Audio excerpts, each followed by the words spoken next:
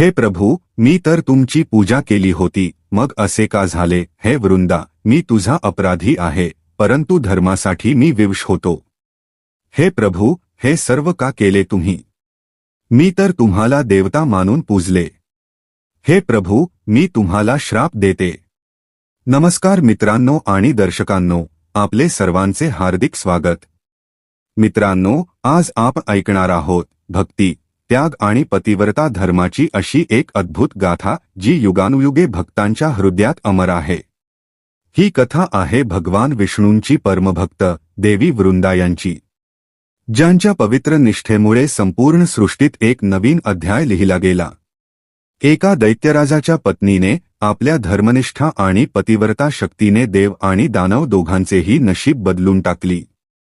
परंतु नियतीच्या खेळात तिच्या जीवनात छल, कपट, श्राप आणि विरहाचे सावट पसरले आणि त्याच दुःखातून एका पवित्र वनस्पतीचा जन्म झाला. ती वनस्पती म्हणजे आज सर्व रोग, दरिद्रता आणि कष्टांचा नाश करणारी तुलसी, जी देवी वृंदेचेच रूप मानली जाते.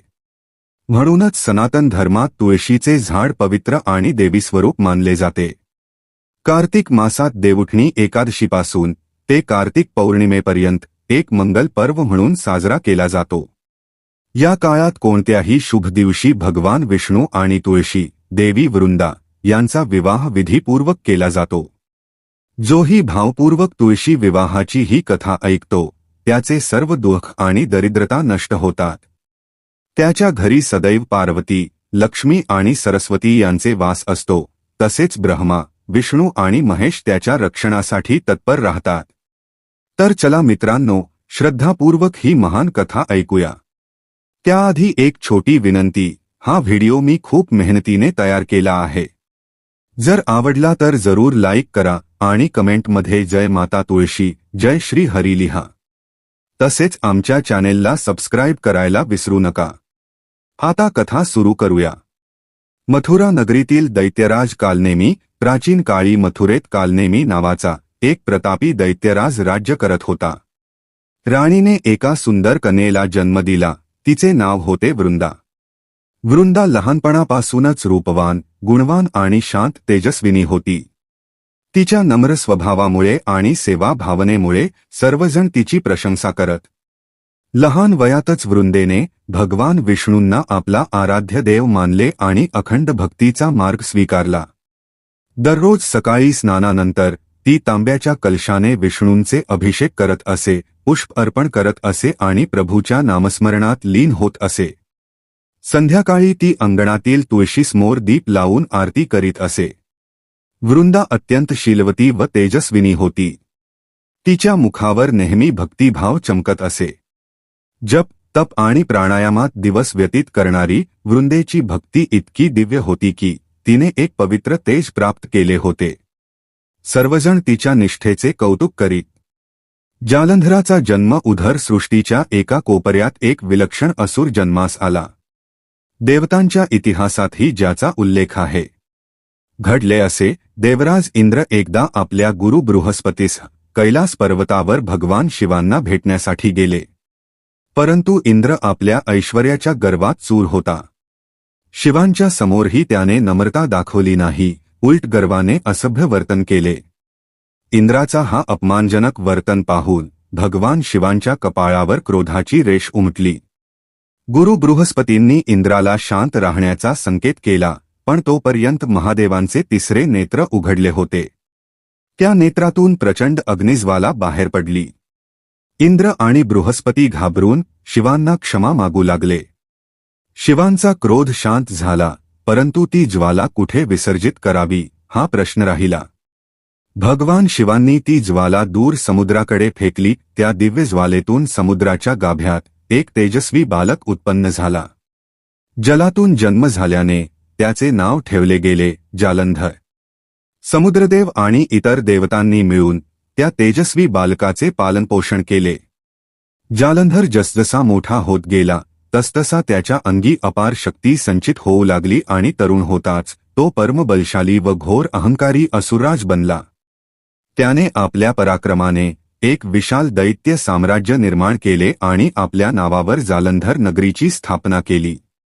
शक्तीच्या गर्वात तो देव मानव गंधर्व सर्वांना आपल्या आधिपत्याखाली आणू लागला आणि तिन्ही लोकांत भयाचे प्रतीक बनला. वर्षे लोटली आणि तिकडे वृंदाही यौवन प्राप्त झाली. तिच्या सौंदर्य, सदाचार आणि भक्तीची कीर्ती दूरदूर पसरली. असुरराज जालंधरलाही तिच्या गुणांची चर्चा ऐकू आली आणि त्याला पतिव्रता, तेजस्विनी वधूची इच्छा होती. तिकडे राजा कालनेमीही आपल्या कन्येसाठी सामर्थ्यवान वर शोधत होता. दोघांच्या इच्छा जुळल्यावर कालनेमीने आपल्या कन्या वृंदेचा विवाह जालंधराशी ठरवला आणि विजय नगाड्यांच्या गजरात भव्य सोहळ्यात त्यांचा विवाह संपन्न झाला. अत्यंत रूपवती आणि प्रेममय वृंदा आता एका पराक्रमी पण क्रूर असुराची पत्नी बनली. विवाहानंतर तिने निश्चय केला की पतीची वृत्ती राक्षसी असली तरी ती आपल्या सतीत्व आणि प्रेमाने त्याचे जीवन बदलून टाकेल. ती पतीची भक्तिभावाने सेवा करू लागली आणि रोज देवी पार्वती व भगवान विष्णूंना प्रार्थना करू लागली की जालंधर अधर्माचा मार्ग सोडून सद्मार्ग स्वीकारो. परंतु जालंधरावर विजय आणि सत्तेचे नशा चढलेले होते. वृंदेच्या प्रेमामुळे तो तिचा मान राखत असला तरी त्याचा अहंकारी स्वभाव तसाच राहिला. वृंदा परमपतिव्रता होती. पतीच्या रक्षणासाठी तिने कठोर व्रत पाळले होते. ती रोज जालंधराच्या दीर्घायुष्यासाठी यज्ञ आणि तप करीत असे. वृंदेच्या पुण्यप्रतापामुळे जालंधर अत्यंत बलवान झाला आणि तिच्या सतीत्वाच्या प्रभावाने त्याला एक अभेद्य कवच प्राप्त झाले होते, ज्यामुळे वृंदा पतिव्रता असेपर्यंत कोणतेही शस्त्र त्याला हानी पोहोचवू शकत नव्हते. हे सामर्थ्य समजताच जालंधराचा अभिमान आणखी वाढला आणि तो गर्वाने म्हणू लागला की आता तिन्ही लोकांत मला कोणी पराभूत करू शकत नाही. त्याने सेनेची शक्ती वाढवली आणि अनेक राज्यांवर आक्रमणे सुरू केली. पृथ्वीवरील अनेक राजांना परास्त करूनही त्याच्या महत्वाकांक्षेला सीमा उरली नाही. अखेर त्याने स्वर्ग जिंकण्याचा संकल्प केला. स्वर्गाचे ऐश्वर्य आणि इंद्रपद स्वतःकडे आणण्याचा विचार त्याने केला. विशाल असुरसेनेसह अचानक स्वर्गावर हल्ला केला. भयंकर युद्धात त्याने इंद्रासह अनेक देवांना पराभूत केले. देवतांची प्रचंड हानी झाली आणि त्यांना स्वर्ग सोडून पळून जावे लागले. जालंधराने इंद्राचे सिंहासन हातात घेतले आणि तिन्ही लोकांवर आपले आधिपत्य प्रस्थापित केले. स्वर्गातील अनेक वैभव, ऐरावत हत्ती, उच्चश्रवा घोडा, कल्पवृक्ष, पारिजात त्याने आपल्या अधिपत्यात घेतले. पृथ्वी असुरांच्या अत्याचारांनी थरथरू लागली. यज्ञ, तप, हवन करणे अशक्य झाले. ऋषीमुनींना त्रास देण्यात येऊ लागला आणि सामान्य जनता असह्य जीवन जगू लागली. एके संध्या विजयाच्या उन्मादात जालंधर आपल्या दरबारात बसला होता आणि दैत्य सेनानी त्याची स्तुती करीत होते. त्याच वेळी शांत मुद्रेने वृंदा पुढे आली आणि तिने विनम्रतेने म्हटले, स्वामी, आपण इतकी युद्धे जिंकून पुरेशी संपत्ती आणि राज्य मिळवले आहे. आता कृपा करून थोडी विश्रांती घ्या. सततच्या युद्धांमुळे सर्वत्र हाहाकार माजला आहे. मला तुमची आणि निरपराध लोकांची चिंता वाटते. जर आपण देवांशी वैर सोडून शांतता आणि मैत्रीपूर्वक राज्य केले तर किती चांगले होईल, नाही का? वृंदेची विनम्र प्रार्थना ऐकून जालंधर मोठ्याने हसला आणि अहंकाराने म्हणाला, प्रिय वृंदे, तुला राजकारण समजत नाही. मी अजून पूर्ण विजय मिळवला कुठे आहे? देवता अजूनही जिवंत आहे. जोपर्यंत मी सर्वांना संपूर्णपणे आपल्या अधीन करत नाही तोपर्यंत मी शांत बसणार नाही. मला तिन्ही लोकांचा एकछत्री सम्राट व्हायचे आहे. माझ्या मार्गात जो येईल त्याचा मी संहार करीन. म्हणून मला या विषयात उपदेश करू नकोस. जालंधरची ही गर्वोक्ती ऐकून वृंदा फार दुःखी झाली. तिने आणखी काही समजावण्याचा प्रयत्न केला, पण जालंधरने हात उंचावून तिला शांत राहण्याचा संकेत दिला. पतीचा वाढता अहंकार पाहून वृंदा मनोमन निराश झाली आणि अंतर्मनातून प्रार्थना करू लागली की परमेश्वर तिच्या पतीला सद्बुद्धी देवो. जालंधराच्या अत्याचारांना थांबवण्यासाठी देवतांनी त्रिमूर्तींच्या शरण जाण्याचा निर्णय घेतला.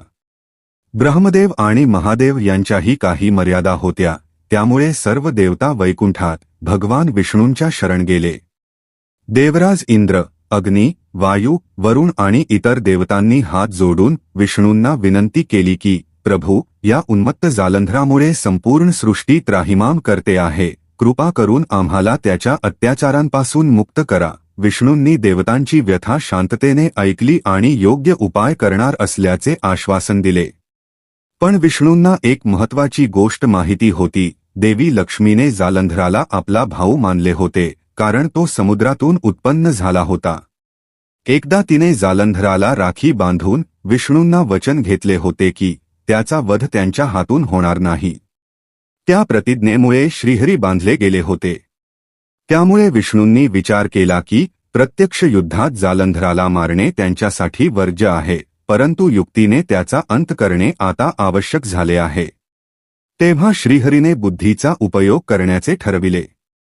बुद्धी आणि युक्ती निर्माण करण्यात नारद मुनी निपुण होते, म्हणून विष्णूंनी त्यांना बोलावले. नारद मुनी हस्त म्हणाले की त्यांच्याकडे एक योजना आहे. विष्णूंनी मंद स्मिताने त्यांना आशीर्वाद दिला आणि नारद थेट जालंधराच्या दरबारात पोहोचले. जालंधराने त्यांना आदरपूर्वक स्वागत केले आणि त्यांच्या आगमनाचे कारण विचारले. नारदांनी मोहक हास्याने संवाद सुरू केला आणि हस्तस्थ त्याला उपयुक्त सल्ले देऊ लागले. बोलता बोलता नारद अचानक म्हणाले, दैत्यराज, तू खरोखर फार सामर्थ्यवान झाला आहेस. जे कोणी करू शकले नाही ते तू केलेस, तीनही लोक जिंकलेस. पण अजून एक गोष्ट आहे जी तू मिळवलेली नाही. जालंधर उत्सुकतेने विचारू लागला, आता काय उरले? नारदांच्या डोळ्यात चमक आली. ते म्हणाले, कदाचित तुला ठाऊक नसेल, परंतु या सृष्टीतील सर्वात सुंदर आणि सौभाग्यवती स्त्री कोण आहे? जालंधर लक्षपूर्वक ऐकू लागला. नारद पुढे म्हणाले, त्या म्हणजे हिमालयपुत्री पार्वती, ज्यांचा विवाह स्वयं महादेवांशी झाला आहे. देवी पार्वतीचे सौंदर्य अद्वितीय आहे. त्यांचे शील, त्यांचे पतिव्रत धर्म अप्रतिम आहे. तिन्ही लोकांत त्यांच्यासारखी रूपवती स्त्री नाही. नारद पार्वतीचे वर्णन वाढवून सांगू लागले आणि जालंधर मंत्रमुग्ध होऊन ऐकत राहिला. कैलासावर शिवपार्वतीच्या सुखमय जीवनाच्या आणि ऐश्वर्याच्या गोष्टी ऐकून जालंधराच्या मनात ईर्ष्या आणि कामभावना पेटू लागली. नारदांकडून हे सर्व ऐकताच त्याचा अहंकार पुन्हा जागा झाला आणि तो विचार करू लागला, जर शिवासारख्या तपस्वीला इतकी रूपवती पत्नी मिळू शकते, तर ती माझी का नाही? पार्वतीला मिळवण्याची लालसा त्याच्या मनात तीव्र झाली. अखेर त्याने ठरवले की तो पार्वतीवर अधिकार सांगून तिला बलपूर्वक आपल्या राजमहालात घेऊन येईल. जालंधराने आपल्या असुरसेनेला सज्ज राहण्याचा आदेश दिला आणि कैलासावर चढाई करण्यास निघाला. काही काळातच त्याची राक्षसांची असंख्य सेना कैलास पर्वताला चारही बाजूंनी वेढून उभी राहिली. भगवान शिव आणि माता पार्वतीला शत्रूची ललकार ऐकू आली. शिवजी आपल्या गणांसह युद्धासाठी बाहेर पडले आणि भयंकर संग्राम सुरू झाला. कैलासाच्या पायथ्याशी देव दानवांमध्ये उग्र युद्ध पेटले.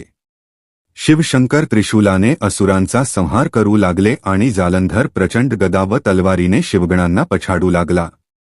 शस्त्रांच्या टकरीने चारही दिशांना गडगडाट होऊ लागला आणि युद्धाच्या तीव्रतेने पृथ्वीही हादरू लागली.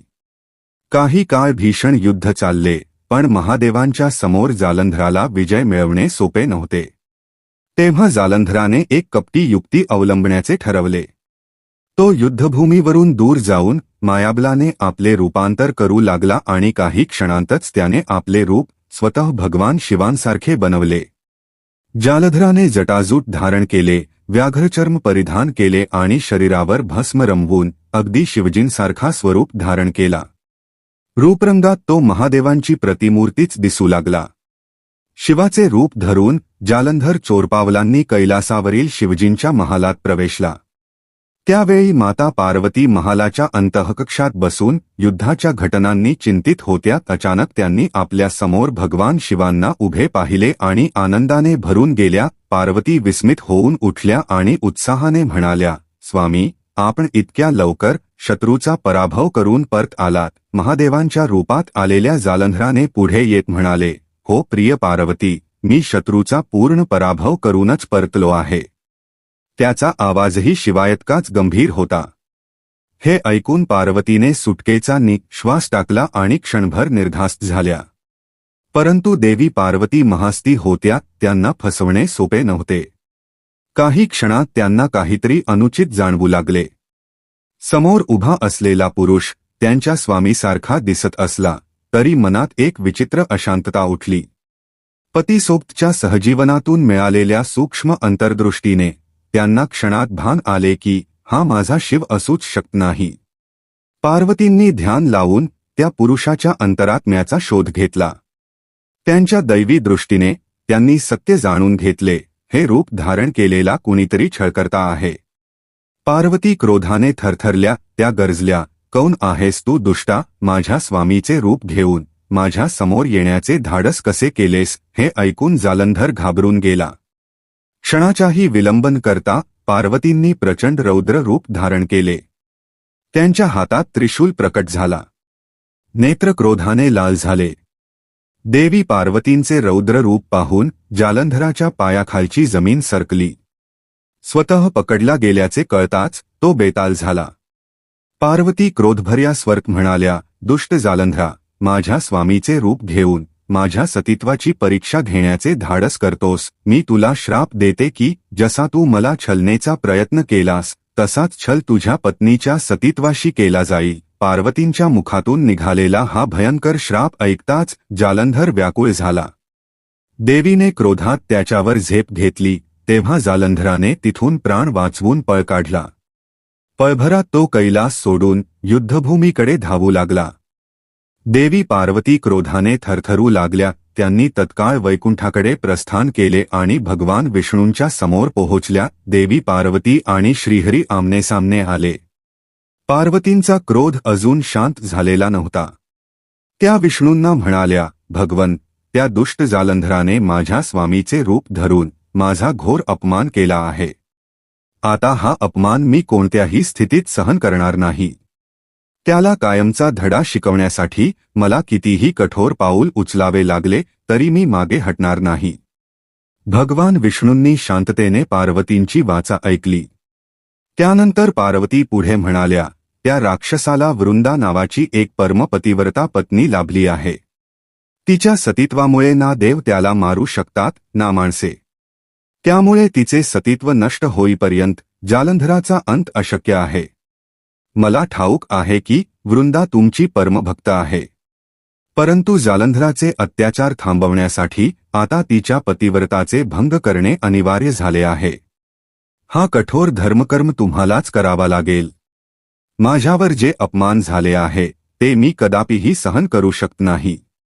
विष्णूंनी हात जोडून म्हणाले, देवी, एका निरपराध भक्तिणीला छलपूर्वक अनिष्ट करणे महापाप आहे. वृंदा माझी परमभक्त आहे. तिचा विश्वास तोडण्याचे पातक माझ्यावर येईल. तेव्हा पार्वतींनी दृढ स्वरात म्हटले, प्रभू, धर्मरक्षणासाठी कधी कधी कठोर निर्णय घ्यावे लागतात. जालंधरसारख्या अधर्मी राक्षसाचा अंत करण्यासाठी हा एकमेव मार्ग आहे. आणि स्मरण ठेवा, अखेरीस हे सर्व आपण वृंदेच्या कल्याणासाठीच करणार आहोत. आपल्या या लीलेंमुळे तिला अमृतत्व आणि ईश्वरीय सान्निध्याचे वरदान मिळणार आहे. त्यामुळे तुम्ही निःसंकोच ही लीला पूर्ण करा. माता पार्वतींचा हा कठोर आग्रह ऐकूनही भगवान विष्णू क्षणभर स्तब्ध झाले. त्यांच्या मनात अनेक विचारांची गर्दी झाली. वृंदासारख्या महान भक्तिणीला छळून तिचे सतीत्व भंग करणे अन्यायच होते, परंतु धर्मरक्षण आणि देवतेचे संरक्षण करण्यासाठी हे आवश्यक झाले होते. शेवटी भगवान विष्णूंनी मनोमन निर्णय घेतला की आता त्यांना ही लीला करावीच लागेल. वैकुंठातून परतताच भगवान विष्णूंनी आपल्या मायाशक्तीने रूपांतर केले. त्यांनी स्वतःला अगदी जालंधरासारखे बनवले. चेहरा, काया, वाणी सर्व काही जालंधराप्रमाणे. या मायावी रूपात श्रीहरी एका क्षणातच जालंधराच्या राजमहलात प्रकट झाले, जिथे त्या वेळी वृंदा पूजा करण्यात तल्लीन होती. वृंदा अत्यंत श्रद्धेने उद्यानात भगवानाची आराधना करीत होती. ध्यानमग्न वृंदा आपल्या पतीच्या कुशलतेसाठी प्रार्थना करीत होती. तिच्या मनात विष्णूंची प्रतिमा स्थिर होती आणि तिच्या ओठांवर जय श्री हरी, माझ्या स्वामीचे रक्षण करा असा जप सुरू होता. तेवढ्यात तिला पावलांची आहट ऐकू आली. तिने डोळे उघडले आणि समोरचे दृश्य पाहताच आनंदाने तिची किंकाळी फुटली. तिचे पती जालंधर युद्धातून सुरक्षित परतले होते. जालंधराला पाहताच वृंदा आनंदाने ओरडली, स्वामी, आणि धावत त्यांच्याजवळ पोहोचली. आनंदाने ओतप्रोत वृंदेने पुढे येत विनम्रतेने पतीच्या चरणांना स्पर्श केला. तिच्या डोळ्यातून आनंदाश्रू ओघळू लागले. ती रडत म्हणाली, आपण परत आलात स्वामी. मी सत आपल्या कुशलतेसाठी प्रार्थना करत होते. समोर उभे असलेले जालंधर, जे प्रत्यक्षात विष्णू होते, त्यांनी कृपाभावाने मंद स्मित करत तिच्याकडे पाहिले. मधुर स्वरात म्हणाले, हो प्रिय, मी परत आलो आहे. तुझ्या प्रार्थनांनीच मला युद्धात विजय प्राप्त करून दिला. वृंदेचे हर्षाश्रू थांबत नव्हते. तिने तत्परतेने पाणी आणून पतीचे हातपाय धुतले, त्यांना आसन दिले आणि पंखा घेऊन स्वतः त्यांच्या सेवेत उभी राहिली. अनेक दिवस चिंता आणि क्लेशात व्यतीत करणाऱ्या वृंदेला आता शांती आणि आनंद लाभला होता. पतीच्या सुखरूप परतण्याने तिने आपला उपवासही सोडला. समोर बसलेल्या जालंधराच्या म्हणजे विष्णूंच्या या निष्कपट भक्तिभावाने विष्णूंचे हृदयही द्रवित झाले. आपल्या परमभक्तिणीला अशा प्रकारे फसवून तिची सेवा स्वीकारताना श्रीहरी व्यथित झाले. परंतु या संपूर्ण मायाजालात एका अदृश्य घटनाने काम केले होते. ज्या क्षणी वृंदेने समोर उभ्या असलेल्या त्या तथाकथित पतीचे चरणस्पर्श केले, त्या क्षणी तिच्या पतिव्रताचा दुर्ग कोसळला. जिने तिने जालंधर समजून प्रणाम केले, तो तिचा खरा पती नव्हता. अज्ञातांश झालेले हे पावित्र्यभंगाचे कारण जालंधराच्या अभेद्य कवचावर आघात करणारे ठरले. त्याच क्षणी दूर कैलासाच्या रणभूमीवर निर्णायक क्षण आला. भगवान शिव अजूनही तीव्र युद्धात गुंतले होते, तेव्हा अचानक जालंधराची शक्ती क्षीण होऊ लागली. त्याला काहीच समजेनासे झाले. महादेवांनी क्षणाचाही विलंब न करता या परिस्थितीचा लाभ घेतला. त्यांनी त्रिशूल उंचावर उचलला आणि समस्त शक्तीने जालंधरावर फेकला. त्रिशूल आपल्या दिशेने येताना पाहून जालंधराने रोखण्याचा पूर्ण प्रयत्न केला, पण त्याच्याकडे आता दैवी कवच उरले नव्हते. दिव्य त्रिशूल सरळ त्याच्या छातीत आरपार भेदून गेला. असह्य वेदनेने तो किंचाळला आणि भूमीवर कोसळला. काही क्षणांतच तो निष्प्राण झाला. महादेवांनी त्या दुष्ट असुराचा अंत केला. जालंधराचा वध करूनही भगवान शिवांचा क्रोध शांत झाला नव्हता. त्यांच्या गळ्यातील सर्प फुतकारू लागले, वृषभ नंदी चिंघाडू लागला. क्रोधावेशात शिवांनी जालंधराचे छिन्नमस्तक धडापासून वेगळे केले आणि प्रचंड वेगाने दूर आकाशात उडवून दिले. ते छिन्नमस्तक आकाशातून फिरत फिरत अखेर जालंधराच्या राजप्रासादाच्या दिशेने येऊन कोसळले. इथे वृंदा अजूनही आपल्या पती सोबत गृहस्थ सुखाचे काही क्षण अनुभवण्यात मग्न होती. तिला किंचितही संशय आला नव्हता की हा तिचा खरा पती नाही. इतक्यात भोजनानंतर वृंदा थोडा वेळ स्वयंपाकघरात गेली होती. तेवढ्यात प्रांगणात एखादी अतिभारी वस्तू जोरात कोसळल्याचा भयंकर आवाज झाला. जणू एखादे धातूचे भांडे पृथ्वीवर आपटले असावे असा आवाज होता. वृंदा घाबरून पळत बाहेर आली. प्रांगणातील दृश्य पाहून ती स्तब्ध झाली. महालाच्या मुख्य द्वाराजवळ जमिनीवर एक जड वस्तू पडलेली होती. जवळ जाऊन पाहिले तर तिचे हृदय थरथरू लागले. ती वस्तू तिच्या पती जालंधराचे छिन्नमस्तक होते. रक्ताने माखलेले ते विकृत मुख पाहताच वृंदेच्या तोंडून हृदयविदारक किंकाळी फुटली. स्वामी, तुमच्या सोबत हे काय घडले? कापऱ्या हातांनी वृंदेने ते मस्तक उचलले, हृदयाशी घट्ट धरले आणि जोरजोराने रडू लागली. तिच्या डोळ्यातून अश्रुधारा वाहू लागल्या आणि हृदयातील हंबरडा बाहेर पडू लागला. काही काळ ती तशीच बिलखत राहिली. मग थोडे संयम करून त्या दुर्दशित मस्तकाला घेऊन ती महालात धावत आली. काही वेळापूर्वी ज्या सभागृहात तिचा पती बसला होता तेथे तिने चोहीकडे पाहिले, पण तिथे कोणीच नव्हते. जालंधराचे रूप धारण केलेले विष्णू परिस्थिती गंभीर होताच तेथून अदृश्य झाले होते. पतीचे रक्तरंजित मस्तक हातात घेत वृंदा एकटी त्या सभागृहात उभी राहिली. तिच्या डोळ्यात वेदनेच्या आणि प्रचंड रोषाच्या ज्वाला धगत होत्या. हताशा आणि संतापाने थरथरत वृंदेने आकाशाकडे पाहत जोरात हाक मारली.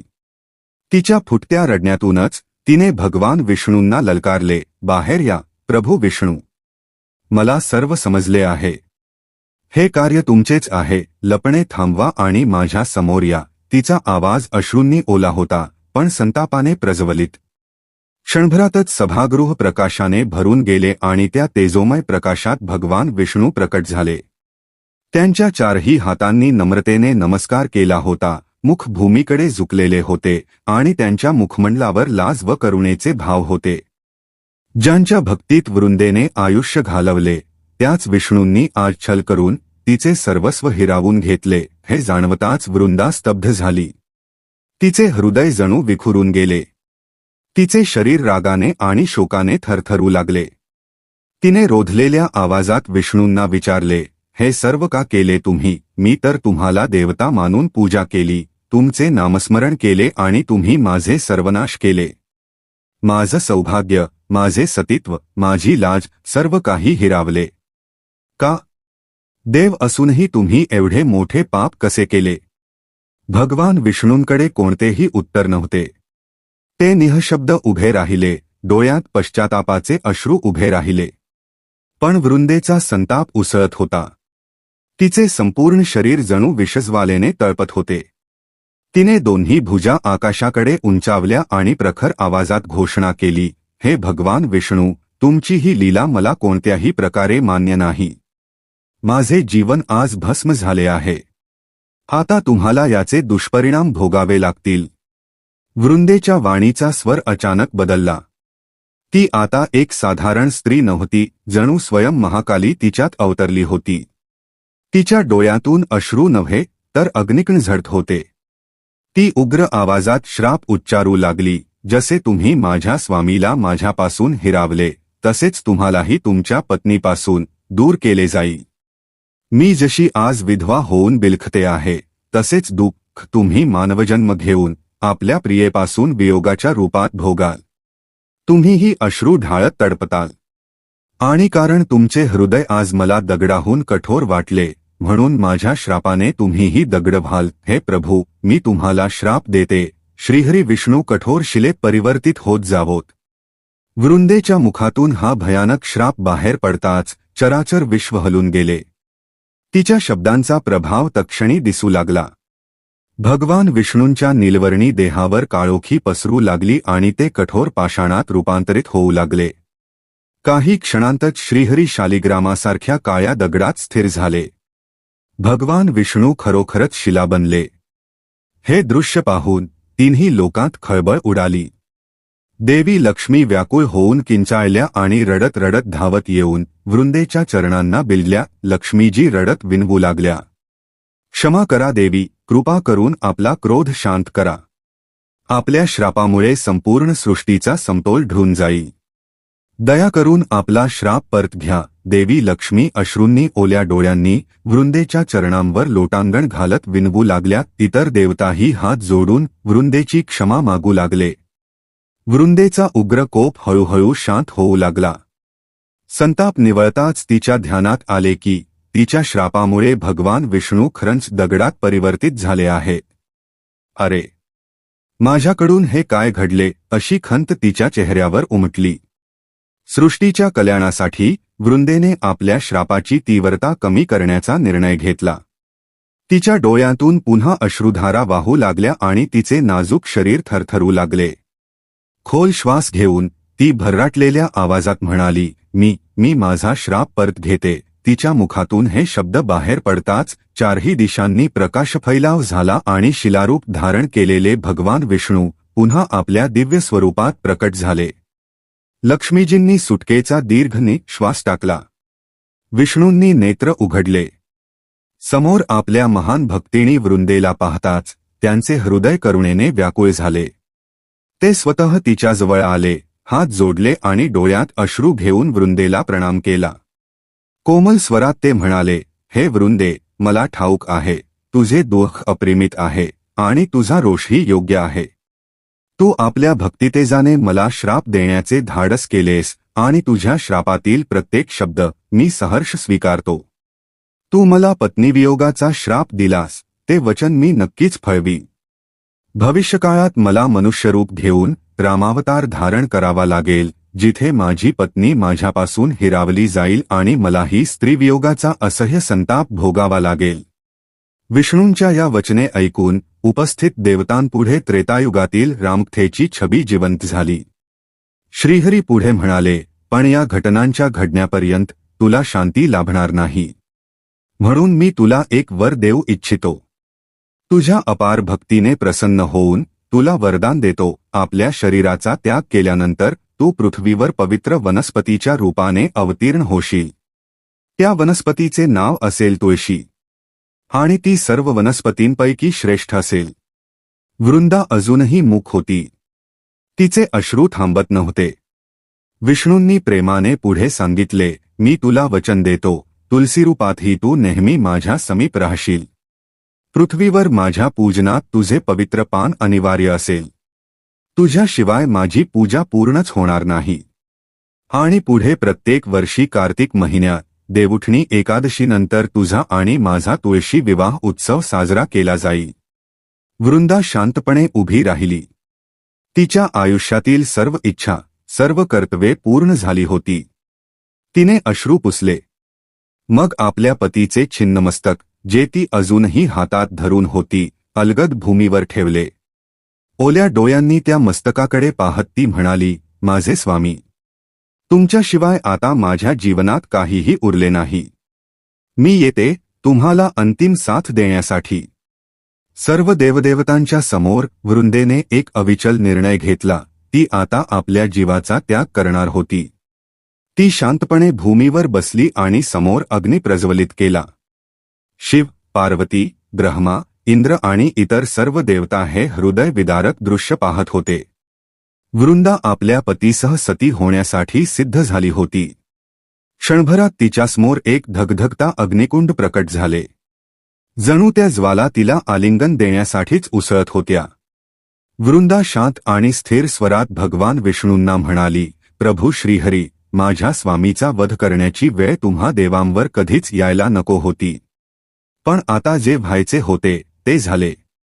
या जगात माझ्यासाठी आता काहीही उरले नाही. इतके बोलून वृंदेने निर्धारपूर्वक निर्णय घेतला, ती आपल्या पतीसह त्या अग्नीत प्रवेश करेल.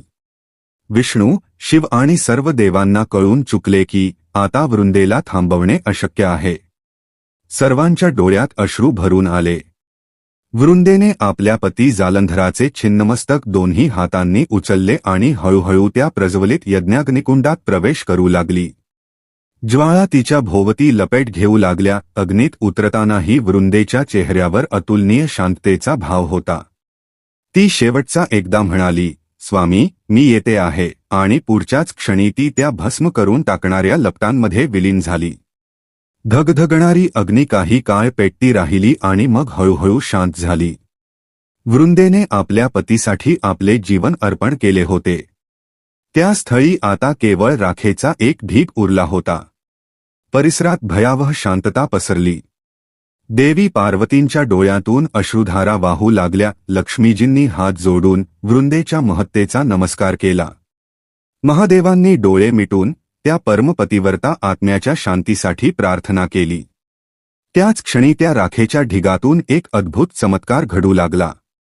ज्या स्थळी वृंदेचे शरीर भस्म होऊन पडले होते तेथून मातीतून एक नाजूक हिरवा अंकुर वर येऊ लागला. पाहता पाहता तो अंकुर वाढू लागला. त्याला 2 कोवळे पान फुटले, ज्यावर द्वबिंदू मोत्यांप्रमाणे झळकत होते. काही क्षणांतच तेथे एक कोवळा, नाजूक पौधा डोलू लागला. भगवान विष्णूंसह सर्व देवता हे चमत्कार आश्चर्याने पाहत होते. ब्रह्मदेव भावविभोर होऊन उद्गारले, अहो आश्चर्यम, हे तर अद्भुत आहे. त्या नव्या रोपातून मंद, पवित्र सुगंध वाहू लागला. संपूर्ण वातावरण पवित्र सुवासाने दरवळून गेले. भगवान विष्णू पुढे आले. प्रेमाने त्या छोट्या अंकुराजवळ जमिनीवर वाकले. श्रद्धेने त्यांनी त्या कोमल पानांना स्पर्श केला आणि आनंद भरल्या स्वरात उद्घोष केला, ही तुळशी आहे. होय, देवी वृंदेने नवीन रूपात तुळशी म्हणून पृथ्वीवर पुनर्जन्म घेतला होता. त्याच वेळी आकाशातून पुष्पवर्षा होऊ लागली. देवतांनी एक सुरात जयघोष केला, वृंदा देवी की जय, तुलसी माताजी की जय. लक्ष्मीजींनीही हस्तत्या तुळशीपुढे नम्रतेने प्रणाम केला. शिव, पार्वती आणि सर्व देवतांनी आदरपूर्वक त्या पवित्र प्राकट्याचे दर्शन केले. भगवान विष्णूंनी जवळ पडलेला शालिग्राम, ज्या दगडाचे रूप त्यांना वृंदेच्या श्रापाने धारण करावे लागले होते, उचलला आणि अत्यंत आदराने त्या तुळशीच्या रोपाजवळ स्थापित केला. सर्व देवतांच्या साक्षीत वेदांच्या मंगलमंत्रांच्या निनादात भगवान विष्णू आणि तुळशी देवीचा प्रतिकात्मक विवाह संपन्न झाला. श्रीहरीने तुळशीदल आपल्या मस्तकावर धारण करून वृंदेला आपल्या अर्धांगिनीचा मान दिला. तेव्हाच देववाणी झाली, आजपासून तुळशी श्री विष्णूची सहधर्मचारिणी झाली आहे. मनुष्यलोकात तुलसी वाचून विष्णूची पूजा पूर्ण मानली जाणार नाही. संपूर्ण जगात बातमी पसरली की तुळशीचे पान सर्वात पवित्र आहे आणि भगवान विष्णूंना अत्यंत प्रिय आहे. त्यानंतर ब्रह्मदेवांनी सर्व देवांना संबोधित केले. प्रत्येक वर्षी कार्तिक महिन्यात देवउठणी एकादशीपासून ते पौर्णिमेपर्यंत शुभ मुहूर्तात तुळशी आणि शालिग्राम विष्णू यांचा विवाहोत्सव साजरा केला जाईल. या पवित्र विवाहातून भक्तांना भक्ती, श्रद्धा आणि पावित्र्याचा संदेश मिळेल. देवांनी उत्साहाने हा प्रस्ताव स्वीकारला. स्वयं विष्णू आणि लक्ष्मीजींनीही मानवजातीला आशीर्वाद दिला की ते दरवर्षी श्रद्धेने तुलसी विवाह साजरा करतील. तेव्हापासून आजपर्यंत तुळशी विवाह हा अत्यंत पवित्र उत्सव म्हणून दरवर्षी साजरा केला जातो. दरवर्षी कार्तिक शुक्ल देवउठणी एकादशीनंतर सुरू होणाऱ्या शुभकाळात, विशेषत द्वादशी किंवा त्रयोदशी तिथीला, घराघरात आणि मंदिरात तुळशी विवाहाचे विधीपूर्ण आयोजन केले जाते. या दिवशी घरातील तुळशीचे मोठे कुंड अथवा वृंदावन हलव्याच्या माळांनी, फुलांनी सजवले जाते. तुळशीच्या भोवती 4 उसाचे खांब लावून सुंदर मंडप उभारला जातो. त्यावर फुलांच्या जयमाळा आणि रंगीबेरंगी पताका बांधल्या जातात. तुलसी वृंदावनाच्या आसपास रांगोळी काढून संपूर्ण परिसर पवित्रतेने आणि सौंदर्याने उजळवला जातो. संध्याकाळच्या शुभ मुहूर्तावर तुळशी विवाहाच्या सर्व तयारी केल्या जातात. घरातील महिलावर्ग मंगलगीत गातो, पारंपरिक वाद्ये वाजवली जातात. कुटुंबातील ज्येष्ठ मंडळी विधीपूर्वक तुळशी कन्यादान करतात, म्हणजे तुळशीच्या पवित्र रोपाला शालिग्राम अथवा भगवान विष्णूच्या प्रतिमेजवळ नेऊन पाणीग्रहण संस्कार करविला जातो. गणेशपूजन, वरमाला, फेरे आणि मंगलाष्टकांसह मानवी विवाहाप्रमाणे सर्व रस्मा भक्तिभावाने पार पाडल्या जातात. त्यानंतर तुळशीमातेला नैवेद्य अर्पण करून त्यांची आरती केली जाते. पूजा पूर्ण झाल्यानंतर तुळशीचा प्रसाद सर्व उपस्थित भक्तांमध्ये वाटला जातो. संपूर्ण वातावरण भक्ती, पवित्रता आणि आनंदाने भारून जाते. तुळशी विवाहाच्या या परंपरेबद्दल भक्तजनांचा असा दृढ विश्वास आहे की तुळशीचे विवाह कर्तव्य पार पाडल्याने कन्यादानाइतके पुण्य प्राप्त होते. ज्या घरात प्रतिवर्ष श्रद्धेने तुलसी विवाह केला जातो तेथे सौभाग्य आणि समृद्धीचा वास होतो, असा लोकविश्वास आहे. असेही सांगितले जाते की तुलसी विवाह करणाऱ्या परिवारावर भगवान विष्णू विशेष कृपा करतात. तसेच कार्तिक शुक्ल देवउठणी एकादशीपासून सर्व मांगलिक कार्यांची सुरुवात होते. तुलसी विवाहाला शुभ कार्यांच्या प्रारंभाचे चिन्ह मानले जाते. या दिवसानंतरच पुनः विवाह संस्काराचे इतर शुभ मुहूर्त काढले जातात. या प्रकारे एका पतिव्रता स्त्रीच्या महान त्यागातून आणि भगवानाच्या लीलांमधून पवित्र तुळशी देवीचे प्राकट्य झाले. वृंदा आणि जालंधर यांच्या या कथेतून आपल्याला हे शिकायला मिळते की निष्ठा आणि भक्ती यांचे फळ कधीच व्यर्थ जात नाही. वृंदेसारख्या भक्तिमयी स्त्रीच्या प्रेमामुळे स्वयं भगवानालाही अवतार घेऊन तिला पत्नीच्या रूपात स्वीकारावे लागले. या कथेनंतर देवता आणि भक्त यांचे नाते अधिक दृढ, सत्य आणि पवित्र झाले. आजही हिंदू घरांच्या अंगणात तुळशीचे वृंदावन प्रतिष्ठापित असते. देवी वृंदेच्या त्यागाच्या स्मरणार्थ घराघरात तुलसीची पूजा केली जाते. प्रत्येक भक्त सकाळी आणि संध्याकाळी तुळशीला जल अर्पण करून तिची परिक्रमा करतो. या कथेतून हे सिद्ध होते की परमेश्वरावरील अखंड श्रद्धा आणि निष्काम प्रेम यांचे फळ अखेर अवश्य मिळते. भक्ताच्या निष्ठेच्या पुढे स्वयं परमेश्वरालाही मान झुकवावा लागते. वृंदेची ही पौराणिक कथा याच सत्याची साक्ष देते. मित्रांनो, जर तुम्हाला ही भक्तिमय कथा आवडली असेल तर कृपया ती लाईक करा. कमेंटमध्ये आपले विचार नक्की लिहा आणि ही कथा आपल्या मित्रपरिवारासोबत जरूर शेअर करा. अशाच नवीन आध्यात्मिक आणि पौराणिक कथा ऐकण्यासाठी आमच्या चॅनेलला नक्की सबस्क्राईब करा. धन्यवाद. जय तुळशी माता.